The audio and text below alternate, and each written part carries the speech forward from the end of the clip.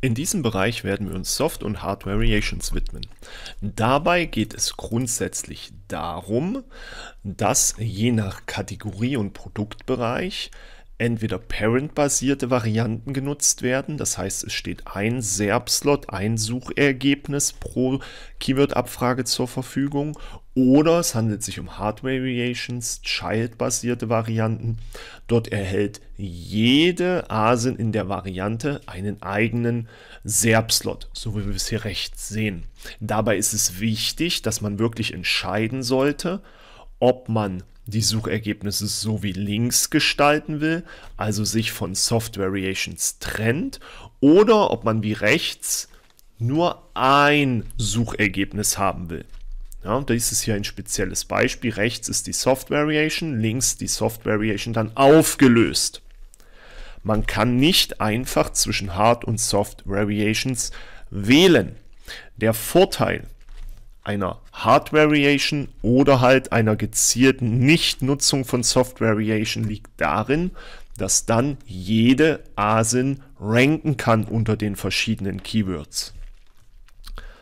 In der anderen Darstellung einer Soft Variation, wo sich alle Childs in den Suchergebnissen hinter einem einzigen Suchergebnisslot verstecken, kann auch immer nur ein Produkt ranken.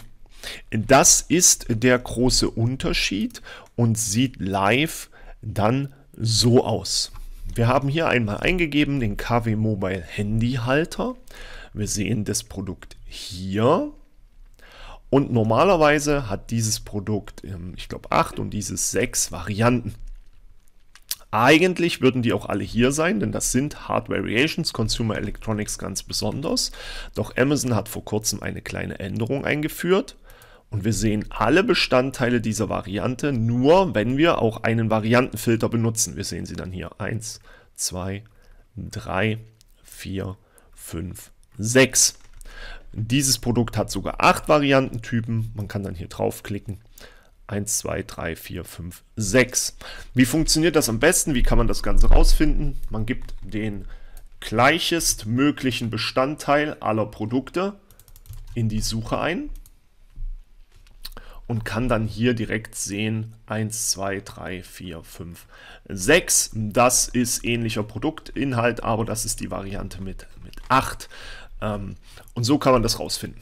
Ich persönlich bin natürlich ein absoluter Fan von Hard Variations, beziehungsweise wenn man die nicht hat, dass man seine Produkte ganz sauber auftrennt, in Farbräume, in Größenbereiche oder der Suche angepasst.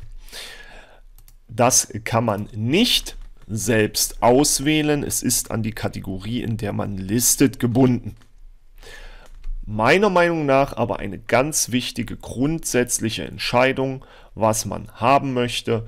Eine Kumulierung von Bewertungen ist für mich keine Begründung, unbedingt Varianten anlegen zu müssen.